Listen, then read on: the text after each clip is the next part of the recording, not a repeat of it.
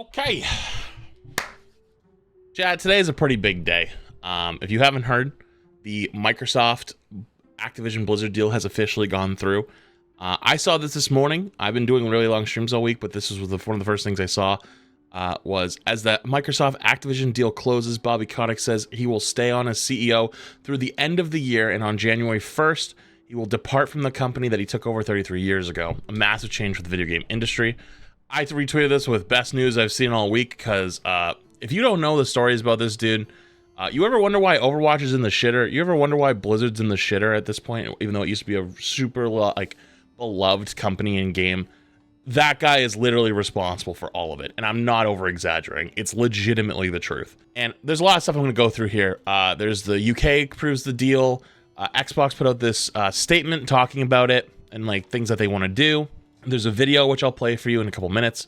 But I just want to say really quick, I know so many stories of how many things this guy's fucked up just from people I've heard, I've talked to that work there and stuff like that. So many out of touch things, even the return to office policy, if you don't know anything about living in LA, living in LA is really goddamn expensive, and they hired all these people, and, they didn't hire them for super high wages, and then they wants them all to move across the country, move to one of the most expensive parts of the United States, and so, you have people that probably lived in, really nice areas, being able to live pretty well, now having to live across the country to keep their job.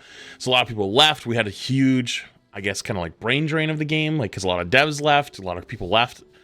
Going into Overwatch 2, and then eventually, again, this year.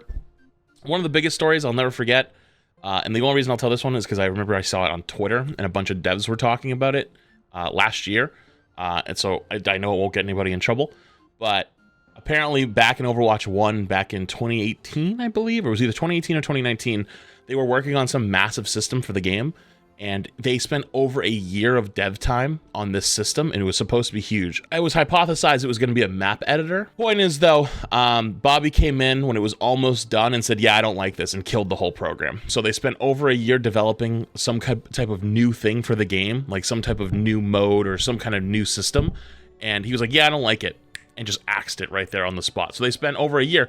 Oh, but the best part of all of that was it was his idea to make whatever they were making. He walked in and said, hey, you guys should make this. So they spent a year making it and spent all this dev time. Now, if you remember in Overwatch 1, we were not getting any content for a long time. It's because they were working on this thing, this magic thing, and then he axed it. You don't want to know why Overwatch 1 died? There's your man. Point is, though, he's going to be gone after the end of this year. Big dubs. Xbox put out this article, which I'll read in a second, but they also put out this video. I feel like we should watch the video first. So, let's go. Why did this guy stay for so long? Because he gets paid millions of dollars. Let me see if I can look it up really quick. Bobby Kotick salary. Oh, here's a. I'm not subscribing to this, but Wall Street Journal article. Oh, come on, Jesus Christ. From last year, Activision Blizzard CEO Bobby Kotick could walk away with more than $500 million after a Microsoft deal. So if you're not familiar with the phrase golden parachute, I would highly encourage you to look into it. So basically by staying on, waiting through the whole deal, he's a billionaire. He's literally a billionaire. So you want to know why a billionaire won't let go of the reins? There was also a thing I covered a couple months ago, which basically the number one thing he cares about is his reputation. And he basically put out this very sob piece of oh my God, my company sexually harassed and assaulted many, tens or hundreds of people, but my reputation, I'm not fucking joking. I'm dead serious when I say that was legitimately what he cares about more than anything. People get mad at me all the time for oh, you're being a doomer. No, I'm dead serious. That is fact. Actual fact. Okay, anyways, let's watch a vid. We've all been on the copium train for the last couple years talking about this finally going through. I love how I see at the top here. Wait, you can't see it. I think I'm in the way. Blizzard is sold. We're now Microsoft gamers now. Already the Asmon video's out. Guys, fucking too quick with it. But yeah, a lot of people have been talking for a long time that this is going to make big changes to Overwatch. I made the prediction way back in 2020, 2021, that this acquisition is going to make it so that Overwatch truly will never die again as a franchise, like how it did originally back in Overwatch 1. It will never die. We will always be fed or drip-fed content in some way, shape, or form. I do truly hope that they're going to have some reforms over there, and I hope that they finally get unshackled to actually make the good games that they are very capable of making, and we all know they're capable of making. So here's to hoping that our gaming experience is stopped. It's no longer a slot machine and is more turned into actual fun games. Because if you've never heard stories of some of the people that are in charge over there, if they had their way, like truly had their way, your gaming experience would be like literally a slot machine. And I think of a story with the former EA CEO who then ended up actually, he went over to whatever the fuck. They were having big problems recently. They host Unity. Yeah, that guy, the guy who does the Unity stuff. If you don't know about the Unity stuff, I would look into that. They basically were trying to be extremely greedy and fuck over all the people that were using their service. Basically, so like indie devs who are making games, they would be charged based on the downloads that they get. So like, let's say you're an indie dev and your game blows up, you could instantly end up owing them like $1 million. And like, if you're to make a free game that doesn't really have microtransactions, you just owe this company $1 million. Good luck with that. That guy, the guy who made those choices, used to work at EA, or was the CEO or whatever at EA. And he had the idea at one point to make it so that every time you had to reload in Battlefield, you'd be charged $1. So every time you needed to reload your gun, you would get charged. So like, you know, you shot 30 bullets, pay $1 to get another mag, right? That is real. That was actually a real conversation in real life that happened. Not fake, not bullshit. There's a lot of other more or better YouTubers at covering this stuff, you know, Moist Critical, Asmon, stuff like that. I would definitely go find their stuff because they're probably way more on top of this than I am. I'm just a little Overwatch streamer, so like this just happens to be in my bubble. The point is though, so here's hoping. All right, let's read it. Welcome the legendary teams at Activision Blizzard King to Team Xbox. We love gaming, we play games, create games, and know firsthand how much gaming means to all of us as individuals and collectively as a community. And today, we've officially become Activision Blizzard we welcome Activision Blizzard and their teams to Xbox. They are the publishers of some of the most played and most beloved franchises in gaming history across console, PC, and mobile, from Pitfall to Call of Duty, World of Warcraft to Overwatch, Candy Crush, Saga to Farm Heroes Saga. Their studios have pushed the boundaries of gaming for players around the world. Also, if I didn't mention this, there's also a final email from Bobby Kotick we're going to go over in a little bit. Sorry if I didn't mention that. I long admired the work of Activision Blizzard and King and the impact they had on gaming, entertainment, and pop culture. Whether it was late nights spent playing Diablo 4 campaign with friends from start to finish, gathering the entire family in a rec room for our weekly Guitar Hero night, or going on an epic streak in Candy Crush, some of my most memorable gaming moments come from an experience their studios have created. It is incredible to welcome such legendary teams to Xbox. As one team, we will learn, innovate, and continue to deliver on our promise to bring the joy and community of gaming to more people. Which I like that, because like they're probably talking mostly about like Game Pass, because like that is like their whole marketing strategy at this point is like basically convert people into Game Pass gamers. We'll do this in a culture that strives to empower everyone to do their best work, where all people are welcome and is centered on ongoing commitment of gaming for everyone. Yo, I almost feel like this is like a small little like, you know, like, hey, we want to have a good culture here. You know, we are intentional about inclusion in everything we do at Xbox, from our team to the products that we make and the stories that we tell, to the way our players interact and engage as a wider gaming community. Together, we'll create new worlds and stories, bring your favorite games to more places so more players can join in, and will engage with and delight players in new, innovative ways in the places they love, including mobile, cloud streaming, and more. Players have always been at the center of everything we do, and as we grow, we'll continue to keep players at the heart of it. We'll continue to listen to your feedback, build a community where you can be yourself, and where developers can do their best work and continue to make fun games. This part hits hard for Overwatch, I'll tell you that much. As promised, we will continue to make more games available in more places, and that begins now by enabling cloud streaming providers and players to stream Activision Blizzard games in the European Economic Era. A commitment made to the European Commission. A commitment made to the European Commission. Today we start the work to bring the beloved Activision Blizzard and King franchises to Game Pass and other platforms. So I don't know if that's noted in here, but small thing, Call of Duty, notably, is going to be in Game Pass starting in 2024. So like the new Modern Warfare that's supposed to come out soon won't be right away. We'll share more about when you expect to play in the coming months. We know you're excited, and we are too. Also, Diablo 4 is part of that as well. For the millions of fans who love Activision Blizzard and King games, we want you to know that today is a good day to play. You are the heart and soul of these franchises, and we are honored to have you as part of our community. Whether you play Xbox, PlayStation, Nintendo, PC, or mobile, you are welcome here and will remain welcome, even if Xbox isn't where you play your favorite franchise. Because when everyone plays, we all win. We believe our news today will unlock a world of possibilities for more ways to play. Thank you for the ongoing support.